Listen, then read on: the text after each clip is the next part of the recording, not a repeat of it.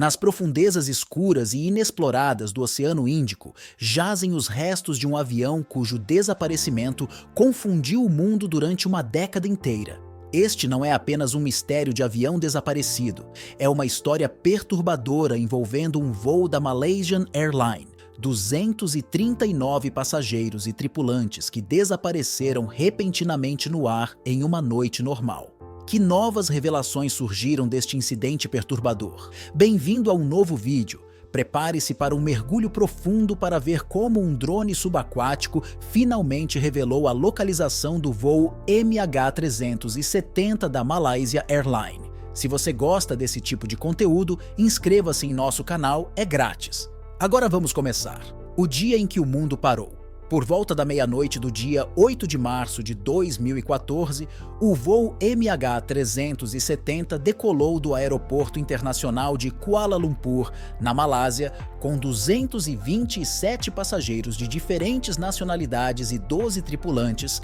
Atrás deste avião estavam o capitão Zaharia Ahmad Shah e seu primeiro oficial Fari Abdul Hamid, dois homens com anos de experiência de voo. O destino era o Aeroporto Internacional de Pequim, na China, e o horário estimado de chegada era 6 horas e 30 minutos, hora local. Porém, ninguém esperava que este fosse o último voo do avião. Por volta de 1 hora e 7 minutos, o sistema de comunicação do avião enviou o que seria a última transmissão, mostrando uma rota normal para Pequim. E naquele momento, nada parecia fora do lugar. Às 19 minutos, alguém na cabine fez uma verificação de voz com o controle de tráfego aéreo, anunciando a transição do voo do espaço aéreo da Malásia para o espaço aéreo vietnamita. Ok, boa noite, disse o copiloto Fari Abdul Hamid, e embora possa parecer uma mensagem final ameaçadora, na verdade era um parâmetro de rádio padrão, usado pelos pilotos ao executar uma transferência de um espaço aéreo para outro, sem, no entanto, tudo mudou apenas 2 minutos após esta mensagem, quando o avião desapareceu repentinamente do sistema de radar de tráfego aéreo. O transponder do avião que transmite altitude, velocidade e direção parecia ter sido desligado de dentro da cabine, de modo que o avião estava voando às cegas do solo ponto de vista. Por que o transponder de um avião comercial desligou em pleno voo? Ele foi sequestrado? Houve uma falha no sistema ou o piloto simplesmente colocou seu plano sinistro em ação? Essas questões passaram pela mente dos controladores de tráfego aéreo enquanto eles lutavam para colocar o voo MH370 novamente em operação. De acordo com relatos posteriores, um radar militar tailandês localizado na província de Surat Thani, na Tailândia, também estava estudando o espaço aéreo na época e foi capaz de captar sinais do Boeing 777. Mesmo com o transponder desligado, isso durou apenas 1 minuto antes para o avião desaparecer novamente a 1 hora e 22 minutos. A 1 hora e 28 minutos, o voo 370 reapareceu no radar militar tailandês, mas agora com um novo rumo diferente de sua direção inicial. Além deste sistema de radar tailandês, um radar civil em Subang, nos arredores de Kuala Lumpur, também detectou o que parecia ser o voo 370 durante algum tempo, antes de desaparecer misteriosamente sobre o Golfo da Tailândia, entre a Malásia e o Vietnã. Em outra atualização de meia hora, esperava-se que o sistema de comunicação do avião fosse transmitido, mas quando nada apareceu, os funcionários sabiam que algo estava muito errado. Isso porque, ao contrário do transponder, que pode ser facilmente desativado, o roteamento de comunicações da aeronave e o sistema de relatórios exigem experiência e conhecimento especiais em mecânica de aeronaves, porque o sistema reporta tudo o que é feito à aeronave diretamente aos satélites. Portanto, desligá-lo reduz a possibilidade de rastreamento do voo. No entanto, mesmo com o sistema de rastreamento principal desligado, Os sistemas de radar militar da Malásia ainda foram capazes de detectar o avião por volta das 2 horas e 15 minutos, voo sobre a pequena ilha de Pulau Perak, no Estreito de Mala. Neste ponto, o voo MH370 já estava a centenas de milhas fora do curso, muito longe, do outro lado da Península Malaia. Foi também neste ponto que o avião desapareceu completamente de pequenos radares civis e militares, e logo após um alerta de código vermelho ter sido emitido no aeroporto da Malásia declarando oficialmente o desaparecimento do avião, quando o avião deveria pousar em Pequim, a China não mostrou nada e cerca de 1 hora depois, a Malaysia Airlines finalmente informou o público sobre o misterioso desaparecimento. Mas não termina aí. Por volta das 8 horas e 11 minutos, os orbitadores de satélite bem acima do oceano avistaram o avião pela última vez enquanto ele tentava uma série de conexões elétricas conhecidas como apertos de mão com o avião. Em condições normais, os sinais enviados pelos satélites deveriam receber uma resposta equivalente, mas embora nada tenha sido ouvido do outro lado, esta detecção confirmou que o avião ainda estava no ar por volta das 8 horas. Embora as condições dos passageiros e tripulantes não tenham sido confirmadas, pois o link de comunicação foi quebrado, isto marcaria o início da maior operação de busca da história da aviação, à medida que especialistas e voluntários de todo o mundo se unissem para resolver um mistério que talvez nunca seja resolvido. 4 horas após a perda de todas as comunicações com o voo MH370, o supervisor de serviço no centro de controle ativou o Centro de Coordenação de Resgate Aéreo de Kuala Lumpur.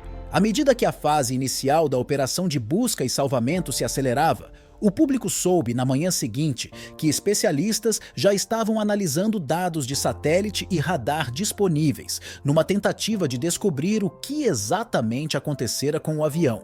Em 9 de março, o chefe-geral da Força Aérea Real da Malásia revelaria que o voo poderia ter sido desviado para o Mar de Andamão durante a viagem, acrescentando uma nova camada de confusão a todo o incidente.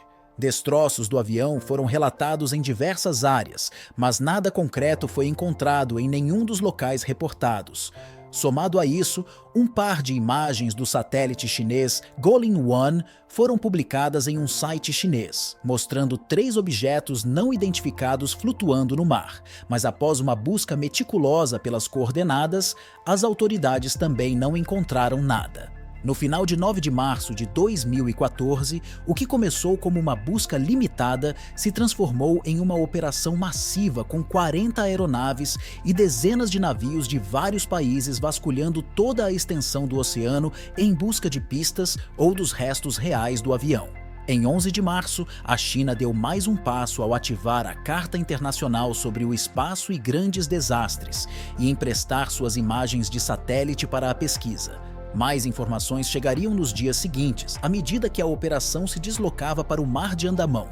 Naquela época, todas as principais agências do governo da Malásia, incluindo o Departamento de Aviação Civil, a Marinha da Força Aérea e a Agência de Aplicação da Lei Marítima, estavam envolvidas na missão de localizar os destroços.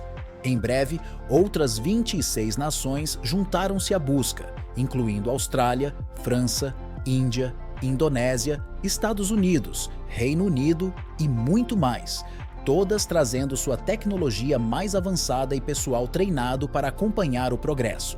Um centro de coordenação foi estabelecido no Centro Nacional de Controle de Desastres em Pula Morant Cyber, dedicado exclusivamente a encontrar o voo MH370 nas primeiras 2 semanas de abril de 2014.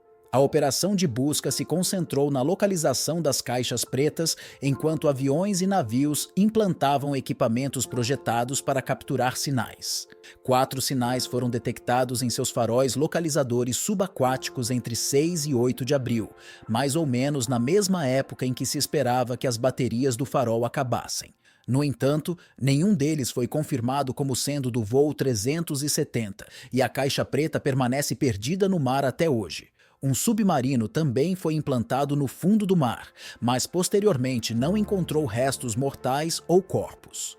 No dia 17 de março, foi alcançado um acordo para transferir a operação para a Austrália. pois a busca se estendia além do território previamente estipulado, sendo coordenada pela Autoridade Australiana de Segurança Marítima, com a ajuda da Nova Zelândia e dos Estados Unidos.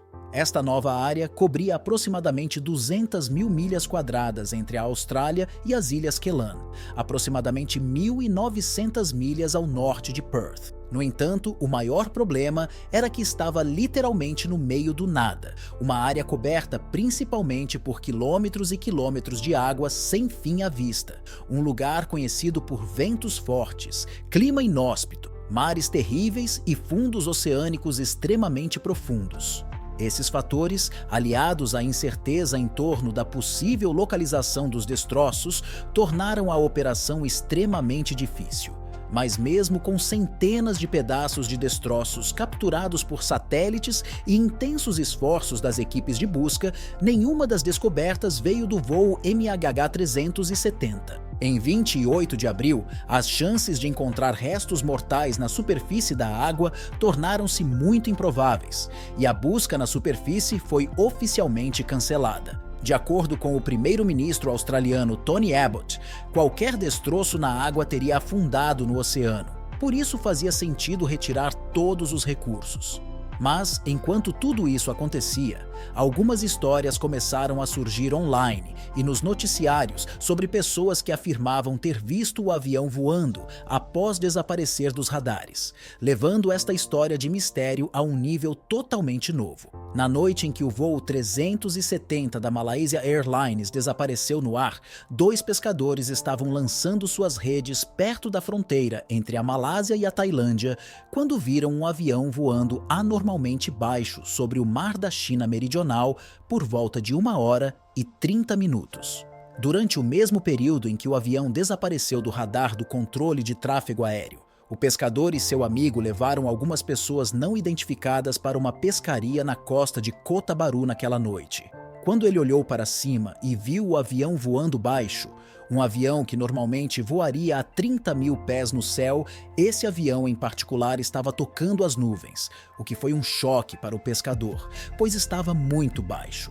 O homem decidiu não esconder isso dela e, em vez disso, contatou a polícia para revelar sua descoberta. No entanto, a sua história nunca foi confirmada pelas autoridades malaias e os especialistas não têm certeza se o avião citado pelo The Fisherman era realmente o voo MH370.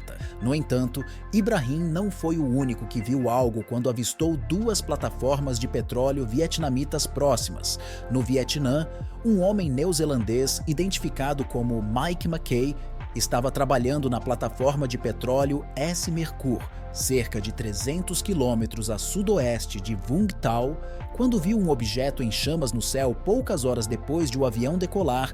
Em um e-mail enviado a um meio de comunicação da Nova Zelândia, Mackay detalhou sua experiência dizendo: "Acho que vi o voo da Malaysian Airlines descer. O momento é certo." E então revelou como ele inicialmente viu o avião queimando um pedaço, antes que as chamas fossem extintas. Cerca de 10 a 15 segundos depois, houve literalmente nenhum movimento. Então, ou estava caindo em direção à nossa posição, ou se afastando de nossa localização. Mackay concluiu, fornecendo as coordenadas de onde o avião pode ter caído. O relatório iniciou uma operação de busca lateral pelas autoridades vietnamitas, mas mesmo depois de a Marinha Vietnamita ter lançado uma busca profunda na área, não encontraram nada e perderam 3 ilhas das Maldivas. Pouco depois de esta notícia se ter tornado pública, surgiu uma nova história numa ilha remota nas Maldivas, onde os residentes afirmam ter visto um avião jumbo a voar baixo, a subir os céus na mesma manhã em que o avião malaio desapareceu. Os moradores locais que viviam no corredor Kuda Huadu, no atol da Lu, deram uma descrição quase precisa de um avião branco com listras vermelhas que combinava com aviões comerciais. Segundo estes habitantes locais, o avião voava a uma altitude tão baixa que até as portas do avião podiam ser claramente distinguidas. Mas embora o testemunho de um único residente possa ser considerado pouco fiável, verifica-se que a maioria dos habitantes da ilha ouviu o barulho estrondoso do Boeing 777 voando tão baixo e saíram para investigar a situação. Então, a maioria deles teve um vislumbre do avião antes que ele desaparecesse novamente. No entanto, esta história foi logo desmentida pelas autoridades malaias e pela guarda costeira das Maldivas, que afirmam não ter visto nada desta natureza, com a confirmação adicional do ministro dos Transportes da Malásia e do Ministério da Defesa de que os relatórios eram falsificados. A história das Maldivas desapareceu gradualmente, mas depois surgiu outra: o avistamento de 4 pessoas ao largo da costa da Indonésia na manhã de 9 de março, mais de 24 horas após o desaparecimento do voo 370. Um grupo de pescadores indonésios navegava pelo Estreito de Malaca quando supostamente viram um avião cair no oceano, acreditando ser o avião localizado entre a Indonésia e a Malásia. O Estreito de Malaca estava longe de onde se esperava que o avião estivesse. Mas os pescadores alegaram ter visto um avião branco cruzando em círculos, enquanto a fumaça saía de sua parte traseira direita, depois de fazer 2 curvas e inclinar-se ligeiramente para à esquerda. O avião aparentemente começou a voar mais baixo antes de desaparecer de vista. Suspeitamos que o avião tivesse caído no mar, disseram, mas como a curiosidade os empurrou, pediram-lhes que fossem dar uma olhada às grandes ondas do mar, e o fato de não terem combustível suficiente tornaram tudo praticamente impossível. No entanto, existem algumas lacunas nesta história em particular. O primeiro foi o fato de o avistamento ter ocorrido mais de 24 segundos depois de o avião ter decolado de Kuala Lumpur e depois ao fato de oficiais militares indonésios alegarem que o seu radar não detectou o voo 370, avistando 5 no Oceano Índico. Lembre-se de Mike Mackay, o trabalhador da plataforma petrolífera que afirmou ter visto o avião queimando no céu. Bem, acontece que ele não foi o único que viu um avião em chamas. Catherine, uma marinheira britânica de 41 anos de Liverpool, estava em uma viagem tripla de 13 meses através do oceano com o marido, quando também viu um objeto em chamas cruzando o céu. Segundo relatos, ela estava em vigília noturna no momento do avistamento, enquanto seu marido e um tripulante dormiam no convés quando o pedaço em chamas apareceu no céu. Eu podia ver o contorno do avião. Parecia mais longo do que os aviões normalmente são. Havia o que parecia ser fumaça preta vindo de trás. Ele também afirmou ter visto outros 2 aviões indo na direção oposta e concluiu que teriam relatado qualquer incidente às autoridades competentes.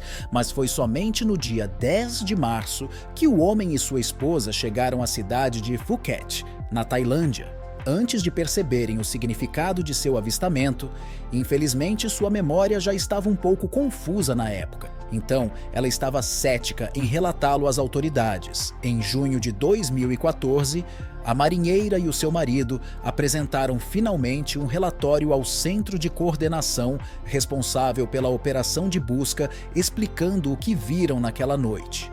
Mas afirmaram que não tinham a certeza de que o avião que viram era o voo 370, mas mesmo com o número de avistamentos relatados, a localização dos destroços do avião permaneceu um mistério. Um ano depois, os restos do avião começaram a aparecer nas praias. Um artigo de notícias apareceu recentemente online, afirmando que um drone subaquático finalmente revelou a localização do voo 370 da Malásia. Mas a validade desta informação permanece incerta após o incidente. Agências governamentais e investigadores privados embarcaram em uma missão para localizar o que restou do avião condenado. Estava mergulhando nas profundezas do oceano com drones avançados capazes de mergulhar milhares de metros debaixo d'água, além das capacidades de mergulho humano. Em determinado momento, uma empresa privada afirmou ter mais de 12 de drones vasculhando várias partes do oceano. No entanto, todas as explorações subaquáticas se mostraram infrutíferas. E com o passar do tempo, o campo de busca foi interrompido. Até recentemente, Outra empresa privada desconhecida anunciou sua última descoberta, acompanhada por uma imagem que mostra mergulhadores vasculhando o que poderiam ser os destroços do voo 370. Infelizmente, esta fotografia apareceu online apenas brevemente antes de finalmente ser colocada offline por razões não reveladas. Agora, a grande questão permanece se este é o verdadeiro MH370 ou apenas mais uma grande farsa. Os novos destroços mudam a história após meses de exploração do oceano na tentativa de recuperar os destroços do avião caído, no qual o primeiro de muitos destroços foi finalmente encontrado em julho de 2015, numa praia de Sandine, na Ilha da Reunião. Este era o flaperon do avião, uma seção da asa direita que controla a velocidade e a posição. O flaperon foi cuidadosamente examinado por especialistas para determinar a sua autenticidade, e em setembro de 2015, as autoridades judiciais francesas finalmente confirmaram que realmente pertenciam ao MH370. O próximo pedaço de destroço foi encontrado por um turista francês que estava de férias na ilha Goose, nas Maurícias. Em 2016 foi classificado como peça não metálica da asa direita do avião após detectar o estranho objeto na praia, onde o turista não identificado o entregou. A Guarda Costeira Nacional, que depois os entregou aos investigadores para confirmação através de estudo intensivo dos destroços, descobriu que as peças foram fabricadas exclusivamente para a Malaysia Airlines e foram incorporadas na aeronave MH370, dando mais um passo para a resolução deste mistério. E novamente, em junho de 2016, parte do avião foi encontrada na ilha de Pemba, longe da Tanzânia. As autoridades acreditam que esta peça era proveniente da aba externa da asa do avião, embora ainda haja pouca explicação sobre como a peça chegou até aqui do suposto local do acidente. O próximo foi encontrado em 2017, quando um pescador chamado Tali, de Madagascar, descobriu as portas do trem de pouso do avião na praia 3 anos após a queda do avião. Mas sem perceber o valor de sua descoberta, Tali pegou o estranho objeto para casa e começou a usá-lo como lavanderia e tábua de passar. Demorou 5 anos para o pescador finalmente perceber que aquele poderia ser um pedaço do avião perdido e decidiu entregá-lo a pesquisadores que confirmaram que o objeto misterioso era do voo MH370. Mas não é só. Depois de estudar esta peça, os pesquisadores começaram a considerar a possibilidade de o avião ter sido afundado intencionalmente. Assim que o avião desapareceu em 2014, começaram a surgir teorias sobre o que poderia ter acontecido naquela noite, incluindo alegações de que o capitão havia derrubado intencionalmente o avião. Um mergulho profundo nos assuntos privados do capitão Zaharie Ahmad Shah revelou uma vida tumultuada, cheia de problemas conjugais e lutas pessoais, enquanto, por fora, o capitão aparecia como uma pessoa piedosa, dedicada e relativamente feliz. Verificou-se que seu casamento estava à beira do colapso na época. Poucos dias antes do voo infame, a esposa do capitão Shah teria anunciado que queria o divórcio por causa de sua infidelidade e estava determinada a pegar os filhos e sair de casa. Um amigo do capitão, que também trabalha na Malaysian Airlines, também revelou que Shah lhe confidenciou sobre seus problemas conjugais pouco antes de voar naquele dia. Durante uma operação em sua casa, os investigadores também confiscaram um simulador de voo que mostrava que Shah havia praticado voos através do Oceano Índico, assim como o MH370. Seria possível que o capitão estivesse tão sobrecarregado com seus problemas que decidiu acabar com sua vida naquela noite fatídica? Segundo especialistas que estudaram a peça de Madagascar, faltava um componente, o que significa que os pilotos poderiam ter baixado os pneus do avião pouco antes de ele cair no oceano. O colapso do efeito de velocidade máxima tinha como objetivo destruir o avião, e também o trem de pouso alongado eram indicações claras de que o capitão Shah pretendia submergir o avião o mais rápido possível para esconder as evidências do acidente. Tudo indica que o Boeing 777 mergulhou em alta velocidade com a intenção de desmantelá-lo ao máximo. No entanto, esta não foi a única peça desaparecida encontrada em Madagascar, uma vez que um fragmento do painel interior da cabine também foi encontrado em junho de 2017. Embora a autenticidade ainda não tenha sido confirmada anteriormente, em março de 2016, uma parte do avião, com motor Rolls-Royce, também foi avistada na Baía de Mosel, na África do Sul. Porém, como não havia um identificador único que ligasse o motor ao voo 370, a única confirmação foi que o avião era o único Boeing perdido no Oceano Índico. Portanto, só poderia ter vindo de lá, além do acima exposto. Uma carenagem em aba foi encontrada numa praia em Mozambique no início do dia 25 de dezembro, 15. Um estabilizador horizontal foi encontrado numa praia em Mozambique em fevereiro de 2016 e outra peça com as palavras "Cuidado", sem modelo de passo, foi encontrada na ilha Kangaroo da Austrália em junho de 2016. Cada um destes fragmentos espalhados por várias regiões revela a gravidade do acidente.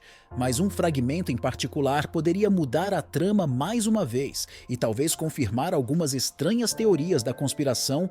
O pesquisador conhecido como Blaine Gibson dedicou seu tempo à localização dos fragmentos arrastados do avião, e através de seus esforços, 22 dessas peças desaparecidas foram localizadas e identificadas.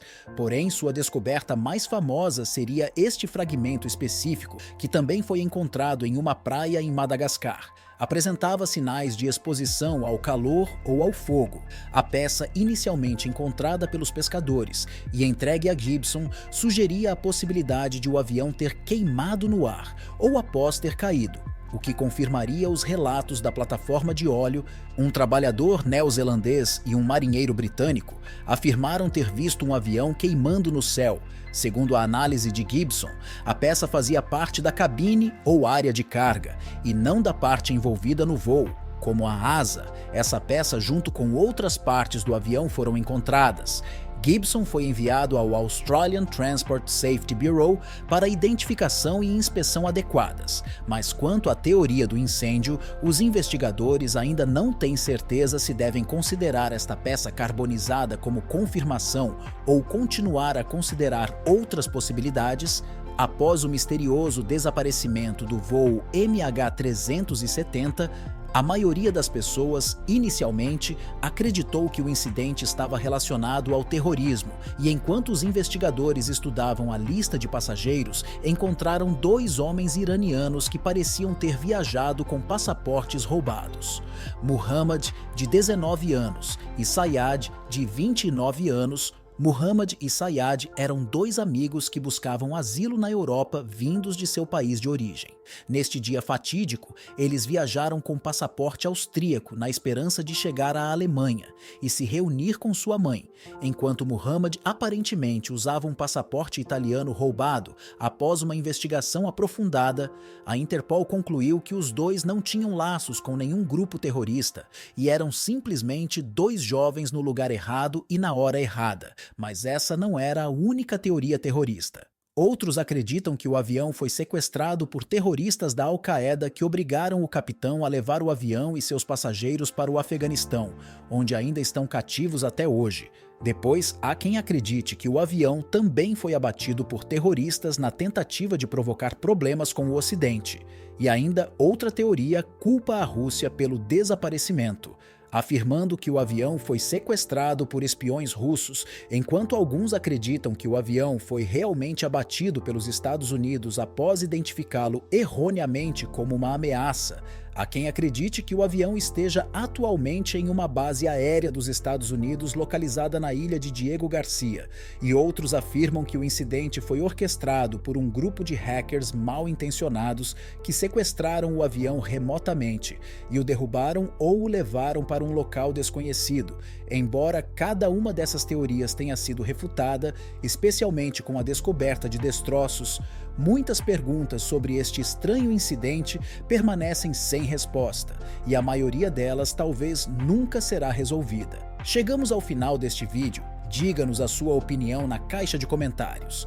Se você gostou do vídeo, dê um like, inscreva-se e não se esqueça de ativar o sininho para não perder futuros vídeos como este. Até a próxima!